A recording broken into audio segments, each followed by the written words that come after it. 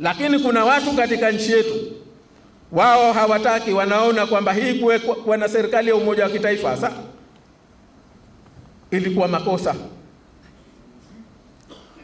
na wanawalaumu waliosimamia kuja serikali ya umoja wa kitaifa, na wanasema hadharani kwenye vikao, na wengine mpaka wamefika pale wakasema tutakwenda kupeleka nini ya kwamba iondoke serikali ya umoja wa kitaifa.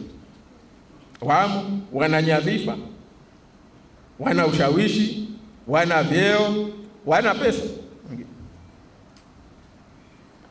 Kuna watu wanaona kwamba nchi hii kuendeshwa kwake kiende hivi hivi, wenyewe wanajivika, wanasema nchi hii ya kimapinduzi. Lakini mnapindua nini ililokuwa halijapinduka mpaka leo? Kuna watu leo wanasema wamesalitiwa na viongozi wao kwenda kukubali makubaliano haya.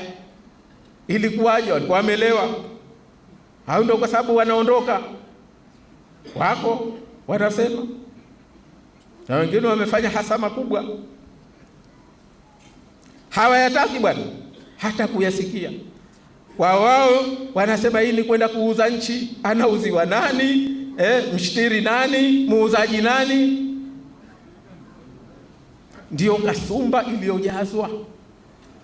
Jamani, tuwaunganishe watu. Huu si wakati wa kuwafarakanisha, huu si wakati wa tuwaunganishe watu. Kuna muongozo sisi kwamba mnapokubaliana yule anayepinga ndio wakupigwa vita, au sio? Si kwamba huyu ni ndugu yangu mimi siwezi kumpiga. Mujiulize, anapinga au anaunga mkono? Kama anapinga, huyo ndio kupigwa vita.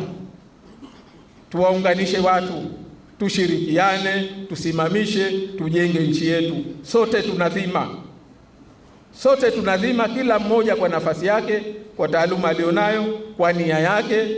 Kama kuna mtu atafuata maslahi yake, haya yasiwe.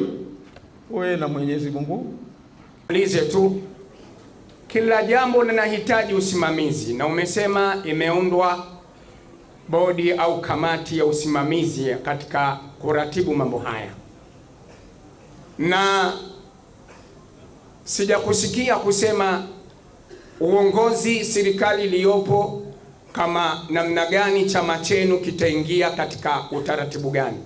Lakini je, nikuulize mheshimiwa, mambo yote yaliyotaja saba, kama ndani ya serikali hamumo, mambo haya yatatekelezwa vipi? Na kama umesema kama mpaka yatakapofikia mwisho, mmekusikia umesema kama kabla ya uchaguzi itakuwa mambo haya yashakamilika. Yanaweza kukamilika baada ya mwezi mmoja uchaguzi kufika. Muda wote huku tunaongozwaje kama itakuwa hamumo?